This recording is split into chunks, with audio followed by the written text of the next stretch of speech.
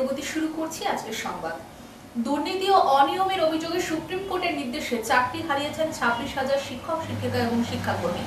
এই ঘটনায় সারা দেশে আন্দোলন শুরু হয়েছে এবং প্রতিবাদে রাস্তায় নেমেছেন বহু চাকরি হারানো ব্যক্তি। বুধবার ঝাড়গ্রাম জেলার হিন্দু মিশন মাঠ থেকে একটি প্রতিবাদ মিছিল শুরু করেন চাকরি হারানো শিক্ষক শিক্ষিকা ও কর্মীরা। দুর্নীতি ও অনিয়মের অভিযোগে সুপ্রিম কোর্টের নির্দেশে চাকরি হারিয়েছেন 26,000 শিক্ষক শিক্ষিকা এবং শিক্ষাকর্মী।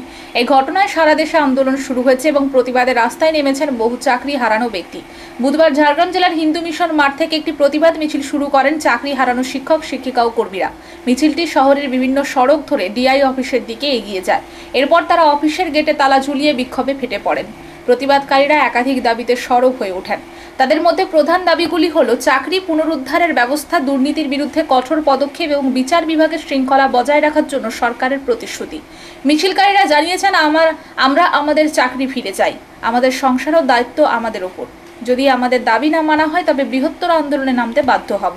স্থানীয় পুলিশ প্রশাসন পরিস্থিতি নিয়ন্ত্রণে রাখতে উপস্থিত থাকলেও আন্দোলনকারীদের শক্ত প্রতিরোধে তারা তেমন কোনো পদক্ষেপ নিতে পারেনি। এমন পরিস্থিতিতে সরকারের কাছে চাকরি হারানো শিক্ষক শিক্ষিকা ও কর্মীরা দ্রুত, সুষ্ঠু এবং ন্যায়সঙ্গত সমাধানের দাবি জানিয়েছেন।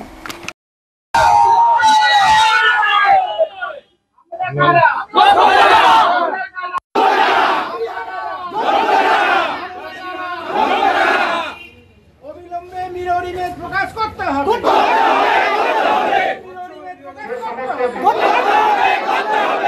সুপ্রিম কোর্টের যোগ্যতার তালিকা দিতে হবে, সুপ্রিম কোর্টের যোগ্যতার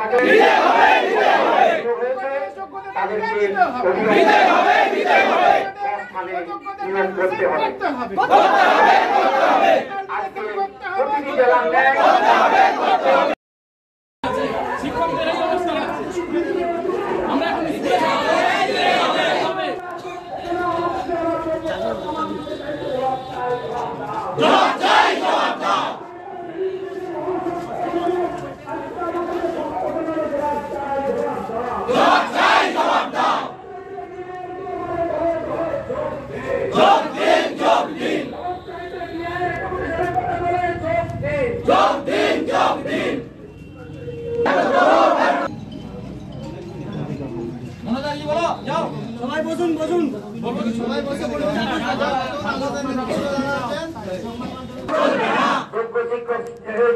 চাকরি পেয়ে যাওয়া চলবে না, চলবে না, চলবে না।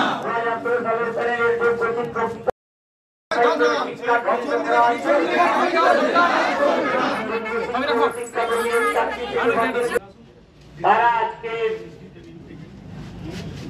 সুপ্রিম কোর্টে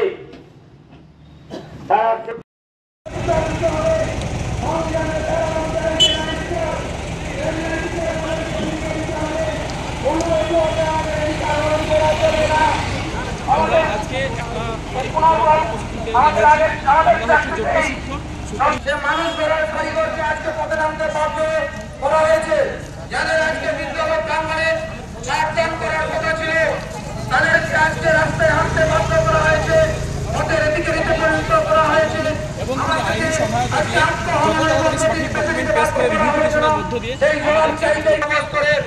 সভাপতি সম্পন্ন সেবাকাঙ্ক্ষীদের কাছে আমাদের বিনম্র আবেদন, আমাদের এই আন্দোলন সর্বতভাবে আপনারা অংশগ্রহণ করুন। আজকে শিক্ষার যে বেহাল অবস্থা, স্কুল শিক্ষাকে যে ভেঙে দেওয়ার যে চক্রান্ত, স্কুল শিক্ষাকে ধ্বংস করার যে ফিরিয়ে আনতে হবে, আমাদেরকে আবার আমাদের কাছে পুনর্বহাল করতে হবে। যারা দোষী তাদেরকে চিহ্নিত করে দৃষ্টান্তমূলক শাস্তি দিতে হবে। শিক্ষাকে ধ্বংস করা চলবে না, শিক্ষকদের আবার নিয়োগ করতে হবে।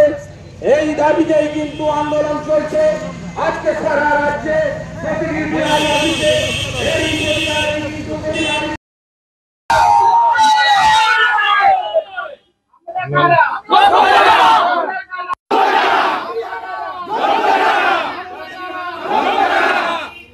অবিলম্বে মিররিমের প্রকাশ করতে হবে,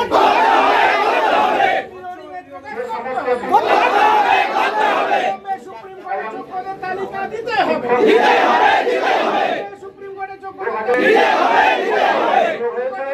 তালিকা দিতে হবে। স্থানে নিয়োগ করতে হবে। আজকে প্রতিটি জেলার ন্যায় আমাদের কাছে পুনর্বহাল করতে হবে। যারা দোষী তাদেরকে চিহ্নিত করে দৃষ্টান্তমূলক শাস্তি দিতে হবে।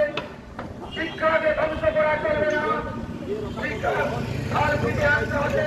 শিক্ষকদের অভাব এই প্রতিবাদেই কিন্তু প্রতিবাদ দিচ্ছেন, এই প্রতিবাদেই কিন্তু বিক্ষোভ দিচ্ছেন। আজকে আমাদেরকে কেন আত্মহনায় প্রতিনিধিত্ব বাধ্য করা হচ্ছে? যেহেতু শিল্পীদের সমাজ যারা বেকার তাদেরকে কিন্তু আজকে বেকার তুলে নেওয়ার কথা ছিল। এর মধ্যে দিয়েই কিন্তু আমরা সমাজকে শিক্ষিত করতে পারি। সেই কলম আমাদের কাছ থেকে কেড়ে নিয়ে আমাদেরকে কেন এরকম আত্মহননের মধ্যে ফেলে দেওয়া হচ্ছে? তাই আমাদের প্রতিবাদ। সেই কারণে কিন্তু আজকে বিক্ষোভ এই জেলায় জেলায় এই আন্দোলন চলছে। আন্দোলন এইভাবে সীমিত থাকবে না। আগামী দিনে এই আন্দোলন গম্ভীর ভয়ঙ্কর রূপ ধারণ করবে। এটা কিন্তু আজকে আমরা আমাদেরকে সংকট করা হয়েছে আমাদেরকে। অথচ যারা এই ঘৃণ্য ঘটনা ঘটাবে, অথচ এই যারা কেন্দ্র চক্রান্ত করবে, সেই চক্রান্ত অবিলম্বে আমাদের ন্যায় বিচার দিতে হবে। রাষ্ট্রীয় সমাধান দিতেই হবে। আমাদেরকে আমাদের সংস্থানে সর্বস্তরের মানুষকে যুবক সংখ্যার মানুষকে ডিআই এর কাছ থেকে সদুত্তর না পেয়ে পশ্চিম মেদিনীপুরের যোগ্য শিক্ষক শিক্ষাকর্মীরা ধর্মাদের 7 নম্বর জাতীয় সড়ক অবরোধ করলেন। প্রচন্ড দাবদাহের মধ্যে বেলা 1টা থেকে ধর্মার মোড় অবরোধ করে বসে শিক্ষক শিক্ষিকা শিক্ষাকর্মীরা। একটাই দাবি, যোগ্য অযোগ্যদের ও এমআর প্রকাশ করতে হবে, পৃথক তালিকা প্রকাশ করতে হবে। স্লোগান ওঠে, তুমি করলে চাকরি চুরি, আমরা যোগ্য শিক্ষকরা হলাম তার বলি। এও স্লোগান ওঠে, দড়ি ধরে মারোটান, রানী হবে খান খান। পথ অবরোধের ধর্মার মোড়ের 4টি রাস্তাতেই যানজটের সৃষ্টি হয়েছে। আটকে পড়ছে বাস, ট্রাক, 4 চাকা সহ সমস্ত যানবাহন। আছে বিশাল পুলিশ বাহিনী। আপনাদের ইতিমধ্যে যারা অযোগ্য বলে চিহ্নিত হয়েছে তাদেরকে নোটিফিকেশন দিয়ে চাকরি থেকে সেটা আপনার দীর্ঘদিন ধরে করে আসছি, কিন্তু সেটা আপনার কর্মপাত হচ্ছে না। আপনার মন্ত্রীরা, আপনার ম্যাডাম, আপনি অযোগ্যদের তালিকা থেকে বাদ দিন, তাকে চাকরি থেকে বরখাস্ত করুন। আপনি আত্মযোগ্য করছেন না। আপনার কাছে এবং যারা অযোগ্য রয়েছে তাদেরকে ইমিডিয়েটলি চাকরি থেকে বরখাস্ত করুন, তার নির্ধারণে কাজ করান। এই যে আমাদের একমাত্র দাবি। আমরা মনে করি যে আমাদের এই নিয়োগ এবং আমাদের সার্টিফাইড কপি যোগ্যদের লিস্ট যদি আপনি সুপ্রিম কোর্টের হাতে তুলে দেন এবং আর কোনো কিছুই করতে হবে না, আপনি ইমিডিয়েটলি অযোগ্যদের টার্মিনেশন লেটার করান এবং যোগ্যদের লিস্ট আপনি ওয়েবসাইটে প্রকাশ করুন। আমাদের এই অ্যাক্ট আছে, আমাদের বিনীত অনুরোধ, আপনি আমাদের এই আবেদনটা গ্রহণ করুন। ইমিডিয়েট আপনি টার্মিনেশন লেটার দেন।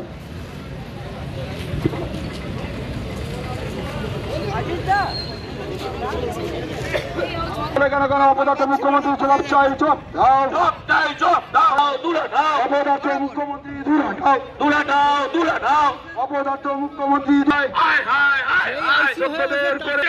যোগ্যদের চাকরিতে পুনর্বাসন চাইছি না, চাইবো না। রক্তচোষা মুখ্যমন্ত্রী ভলেন্টিয়ার টিচারশিপ আমরা চাইছি না, চাইবো না। গুড়িয়ে দাও মুখ্যমন্ত্রী, কালো হাত ভেঙে দাও, গুড়িয়ে দাও। যোগ্যদের লিস্ট অবিলম্বে প্রকাশ করতে হবে।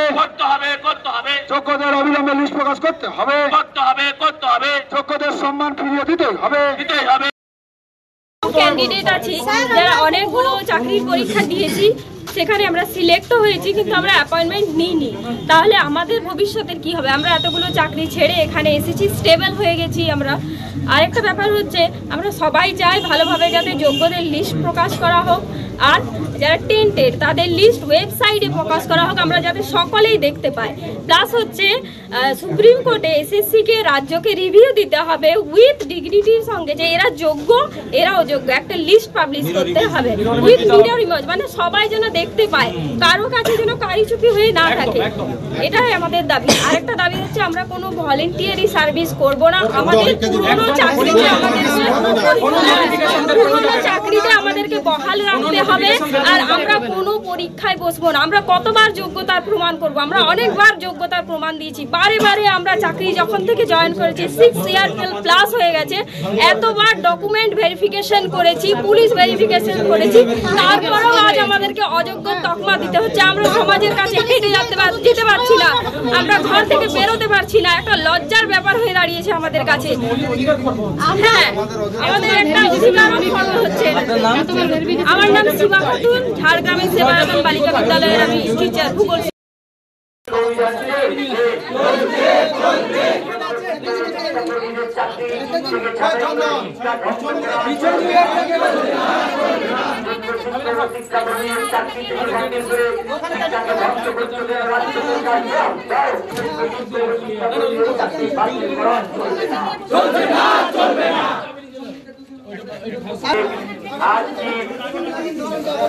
মর্মান্তিক পরিণতি আজকে সারা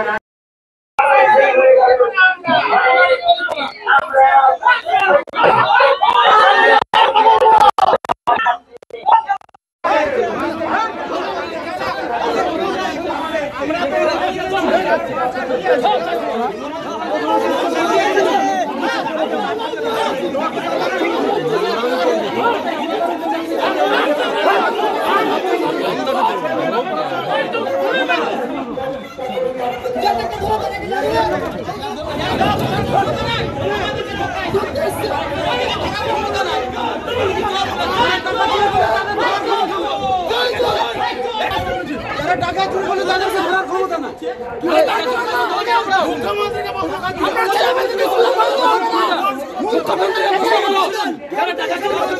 আমরা সব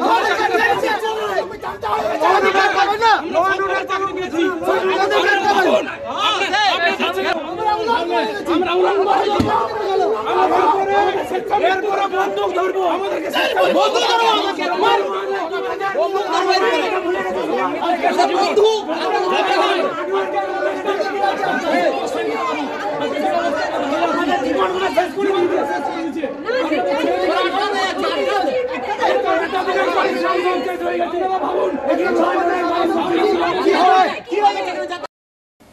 হিন্দু হিন্দু ভাই ভাই জেহাদিদের ঠাঁই নাই, দুনিয়ার হিন্দু এক নয়। মূলত এই দাবিতে বর্ণাঢ্য শোভাযাত্রা করল হিন্দু জাগরণ মঞ্চ ও বিশ্ব হিন্দু পরিষদ। পূর্ব মেদিনীপুর জেলার এগরার এই ঐক্যবদ্ধ হিন্দু সমাবেশের র্যালিতে অংশগ্রহণ করলেন রাজ্যের বিরোধী দলনেতা শুভেন্দু অধিকারী। হিন্দু হিন্দু ভাই ভাই জেহাদিদের ঠাঁই নাই, দুনিয়ার হিন্দু এক হয়। মূলত এই দাবিতে বর্ণাঢ্য শোভাযাত্রা করল হিন্দু জাগরণ মঞ্চ বিশ্ব হিন্দু পরিষদ। পূর্ব মেদিনীপুর জেলার এগরার এই ঐক্যবদ্ধ হিন্দু সমাবেশের র্যালিতে অংশগ্রহণ করলেন রাজ্যের বিরোধী দলনেতা শুভেন্দু অধিকারী। মঙ্গলবার পূর্ব মেদিনীপুর জেলার এগরা মহকুমা শাসক দপ্তর থেকে দীঘা মোড় পর্যন্ত প্রায় 3 কিলোমিটার পর্যন্ত হয় এই র্যালি। র্যালিতে স্লোগান ওঠে হিন্দু হিন্দু ভাই ভাই জিহাদিদের ঠাঁই নাই। এছাড়াও র্যালিতে উপস্থিত ছিলেন পশ্চিম মেদিনীপুর সাংগঠনিক জেলার বিজেপি সভাপতি সুমিত কুমার মণ্ডল, প্রাক্তন জেলা সভাপতি সুদাম পণ্ডিত, বিজেপি নেতা অরূপ দাস, এগরা নগর মণ্ডলের সভাপতি চন্দন মাইতি এছাড়াও নেতৃত্বরা। এই কর্মসূচিকে কেন্দ্র করে কড়া পুলিশ নিরাপত্তা বন্দোবস্ত করা হয়েছিল।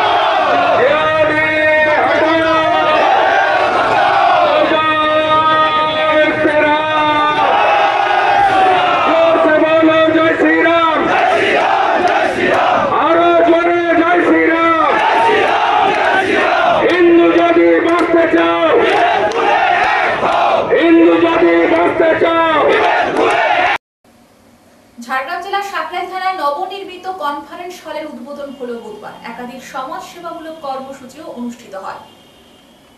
ঝাড়গ্রাম জেলার সাঁকরাইল থানায় নবনির্মিত কনফারেন্স হলের উদ্বোধন হলো বুধবার। একাধিক সমাজসেবামূলক কর্মসূচি অনুষ্ঠিত হয়। ঝাড়গ্রাম জেলার সাঁকরাইল থানার উদ্যোগে বুধবার থানা চত্বরে নবনির্মিত কমিউনিটি হল উদ্বোধন করা হয়েছে। এই হলটি বিশেষভাবে এলাকার মানুষজন এবং পুলিশ প্রশাসনের মধ্যে আলোচনার মাধ্যমে পারস্পরিক সম্পর্ক দৃঢ় করার উদ্দেশ্যে তৈরি করা হয়েছে। উদ্বোধনী অনুষ্ঠানে উপস্থিত ছিলেন ঝাড়গ্রাম জেলা পুলিশের অতিরিক্ত পুলিশ সুপার সৈয়দ মোহাম্মদ মামদুল্লাহ হাসান, জেলার ডিএসপি সব্যসাচী ঘোষ, সাঁকরাইল থানার ওসি নীলমাধব দোলই, বিডিও রোহন ঘোষ এবং অন্যান্য পুলিশ আধিকারিকরা। এছাড়াও সাঁকরাইল থানার পক্ষ থেকে একটি রক্তদান শিবিরের আয়োজন করা হয়। থানার সিভিক ও পুলিশ কর্মীরা এই শিবিরে রক্তদান করেন। এই উদ্যোগটি সমাজে স্বাস্থ্যসেবা পৌঁছে দেওয়ার পাশাপাশি মানবিক দৃষ্টিকোণ থেকে অত্যন্ত গুরুত্বপূর্ণ ভূমিকা পালন করছে।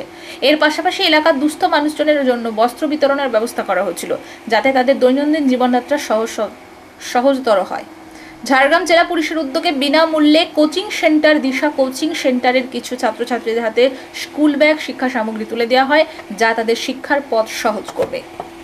সব থেকে বড় কথা, আমাদের মধ্যে পেয়েছি আমরা সাঁকরাইল থানার কিছু লোকাল মানুষজনকে, যাদের হয়ে আমরা কাজ করি সব সময়তেই, কিন্তু এরকম সামনাসামনি দেখা বা বসার সুযোগটা হয়ে ওঠে না।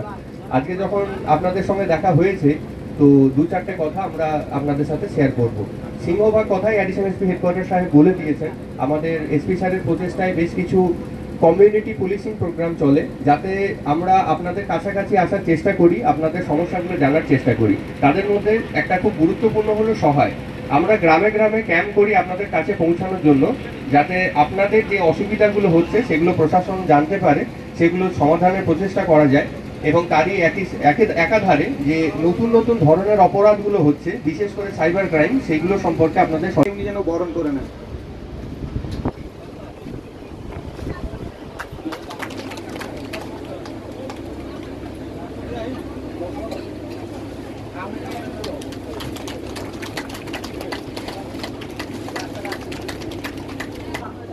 আমি additional superintendent of police headquarter আমাদের এই দিশা কোচিং সেন্টারের ছাত্রছাত্রীদের হাতে কিছু ছোট্ট গিফট তুলে দেয়।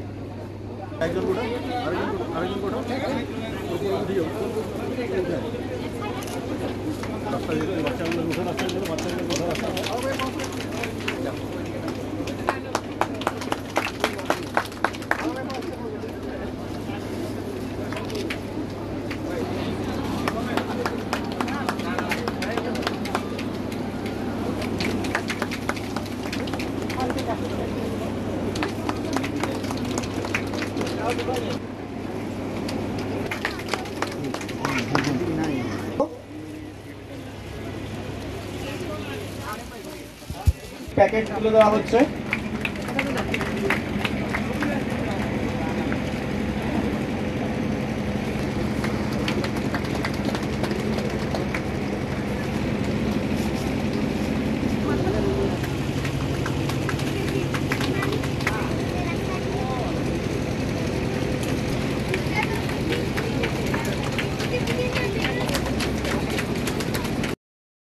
দেখুন, আমাদের ডিস্ট্রিক্টে অনেকটা কমিউনিটি পুলিশিংয়ের প্রোগ্রাম করা হয় আন্ডার আমাদের এসপি স্যারের নির্দেশে। তো ওর মধ্যে আমাদের দিশা কোচিং সেন্টার চলে, তারপরে সাহে ক্যাম্প আছে, আর আমাদের ব্লাড ডোনেশন ক্যাম্প হয়। তো আজকে এখান থেকে আমরা 60 ইউনিট ব্লাড এখান থেকে মতলব কালেক্ট করা হবে। আর দান অ্যাপ একটা আমাদের আছে, যার মাধ্যমে যে কোনো নিডি যার ব্লাডের প্রয়োজন থাকে ওই অ্যাপে রিকোয়েস্ট করতে পারে, আর আমার নিয়ারেস্ট পয়েন্ট থেকে ওই নিডিকে ব্লাড জোগাড় করবে।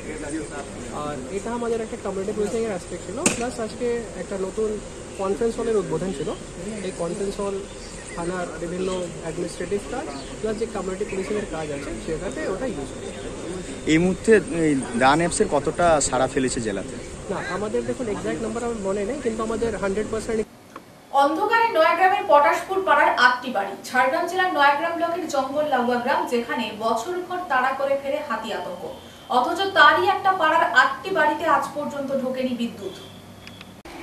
অন্ধকারে নয়াগ্রামের পটাশপুর পাড়ার 8টি বাড়ি। ঝাড়গ্রাম জেলার নয়াগ্রাম ব্লকের জঙ্গল লাগোয়া গ্রাম, যেখানে বছরভর তাড়া করে ফেরে হাতি আতঙ্ক, অথচ তারই একটা পাড়ার 8টি বাড়িতে আজ পর্যন্ত ঢোকেনি বিদ্যুৎ। স্বাধীনতার 77 বছর পরেও এমন ছবি নয়াগ্রামের মলম গ্রাম পঞ্চায়েতের বাগডোবা গ্রামের পটাশপুর পাড়াতে। এলাকার নির্বাচিত পঞ্চায়েত প্রতিনিধি থেকে শুরু করে ব্লকের বিদ্যুৎ বন্টন দপ্তরের আধিকারিকের কাছেও অভিযোগ, সব জায়গায় বারংবার দরবার করেও আলো আসেনি। বাগডোবা এলাকায় বাকি সব ঘরে বিদ্যুৎ পৌঁছালেও ওই 8টি বাড়িতে নেই রাজ্য সরকারের বিদ্যুৎ বিতরণ কোম্পানির কোনো সংযোগ। বিষয়টি স্বীকার করেছেন মলম অঞ্চলের তৃণমূল কংগ্রেসের সভাপতি বঙ্কিম ভক্তা।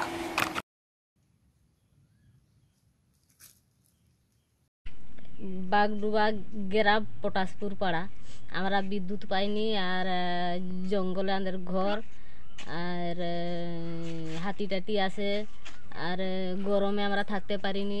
কতদিন ধরে কারেন্ট নেই? অনেক দিন থেকে। মানে কোনোদিনই কারেন্ট পাননি? না। মানে বিদ্যুৎ পরিষেবা পাননি আপনারা এখনো পর্যন্ত? না, পাইনি। কতগুলো পরিবার? 8টা পরিবার। কি কি সমস্যায় পড়তে হয়? কি কি সমস্যা বলতে, রাত্রে আমাদের জঙ্গলে থাকতে অনেক ভয় লাগে, হাতি টাতি আসে, তারপরে বাচ্চাদের পড়াশোনার জন্য বিদ্যুৎ নেই, সে লম্ভর আলোয় কি আর এখনো পড়াশোনা করতে পারছে না।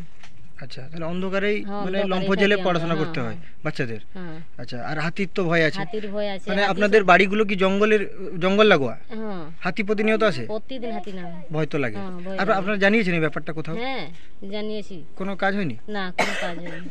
কি নাম আপনার? সুখী রাউত। সুখী? অবশ্যই থাকবো, কারণ আমার টেবিলে আজ পর্যন্ত এই অ্যাপ্লিকেশান আসেনি যে ওনাদের কারেন্ট নেই বলে। আমরা সবসময় চেষ্টা করি, বা আমাদের লেভেল থেকে আমরা চেষ্টা করি, যেখানে হাতির হানা হয় সেখানে আমরা প্রত্যেক সময় আমাদের যতগুলো ফিনান্স থাকে, টাকা পয়সা যেগুলো আছে, সেগুলো থেকে আমরা লাইট করে দেওয়ার চেষ্টা করি। তো সেখানে কারেন্ট নেই মানে আমরা অবশ্যই সেটা আগে দেখব, এবং আমরা এসএম সাহেবকে ফোন করেছি যাতে ওটাও দ্রুত যাতে ব্যবস্থা করা হয়, তার জন্য আমরা অবশ্যই চেষ্টা করব, এবং চেষ্টা নয় আমরা করেও দেব।